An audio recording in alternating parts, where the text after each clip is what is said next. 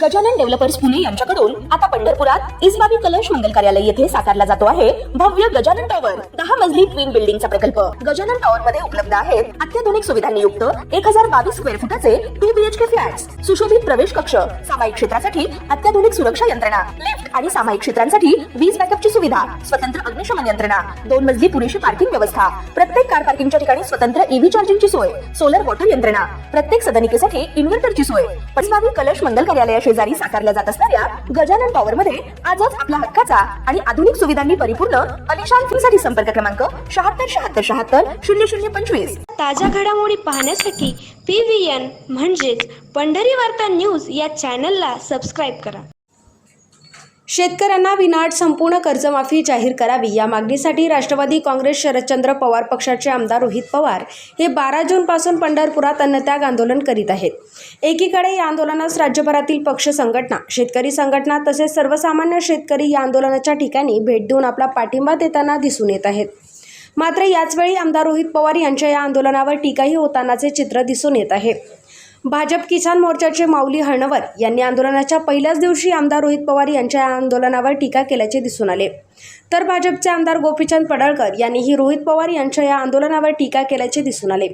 रविवारी आंदोलनाच्या दुसऱ्या दिवशी आमदार रोहित पवार यांच्या आंदोलनास पाठिंबा देताना आदिवासी कोळी महादेव समाजातील रणरागिणी अशी ओळख असलेल्या दुर्गाताई माने यांनी माऊली हळणवर आणि आमदार गोपीचंद पडळकर यांनी केलेल्या टीकेचा जोरदार समाचार घेतल्याचे दिसून आले।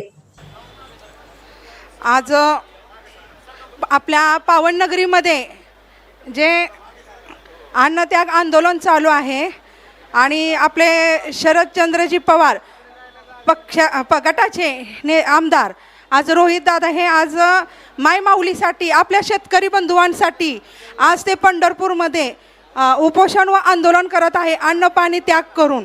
आज मला एक बोलायचं आहे इथे की जे लोक टीका करतात आणि आंदोलन शेतकऱ्याच्या आंदोलनासाठी पक्ष कुठले नसतात, त्यामुळे मला गोपीचंद पडळकर आमदार साहेबांना एकच बोलायचं आहे, त्यांनी टीका करताना थोडंसं विचार करून करावे, कारण हे 18 पकड जातीचे शेतकरी आहेत आणि त्यांच्यासाठी आज रोहित दादा आंदोलन करत आहेत, उपोषण करत आहेत। आज त्यांच्या संग लाखो लोक सोबत आहेत आणि आज आमचा आदिवासी महादेव कोळी जमात सामाजिक संघटनेचा महाराष्ट्रातून त्यांना पाठिंबा आहे आणि मी आज त्यांना निवेदन दिलं आहे। आणि पडळकर साहेबांना एकच सांगणं आहे की एवढं तर तुम्हाला वाटत असेल कुणी आंदोलन उपोषण जे करतात त्यांना आडवं येऊ नये, आणि त्यांना आडवं आलं तर हे आदिवासी समाज त्यांना उत्तर तसं द्यायला तयार आहे, कारण ओबीसी आहे। ओबीसी मध्ये जे आहे ना, आज आपले माऊली हळणवार त्यांनी जे बोललेत ना, त्यांनी न्याय मिळवस्तोवर उपोषण सोडू नये। मग त्यांना एकच सांगते, ज्या वेळेस टिळक स्मारकमध्ये त्यांचं ओबीसी धनगर समाजासाठी आंदोलन होतं त्यावेळेस त्यांनी कितपर न्याय दिला? आज ओबीसी समाजासाठी धनगर समाजासाठी त्यांनी कितपर न्याय दिला?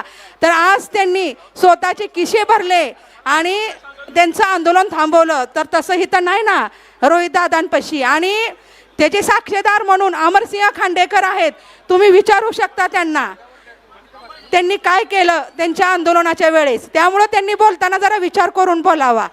आणि अमरदादांना मी इथं बोलवते की त्यांनी सांगावं, जे माऊली हळणवारनं केले आज रोहित दादावर बोलतात त्यांनी ते सांगावं। त्यामुळे टीका कुणी कुणावर करू नये। आदिवासी समाजाची महिला व महाराष्ट्रातून आदिवासी समाज, कोळी समाज त्यांच्या सोबत आहे। वेळ पडली तर आम्ही सर्व त्यांच्या संघ अन्नत्याग आंदोलनाला बसू, एवढंच मी बोलते।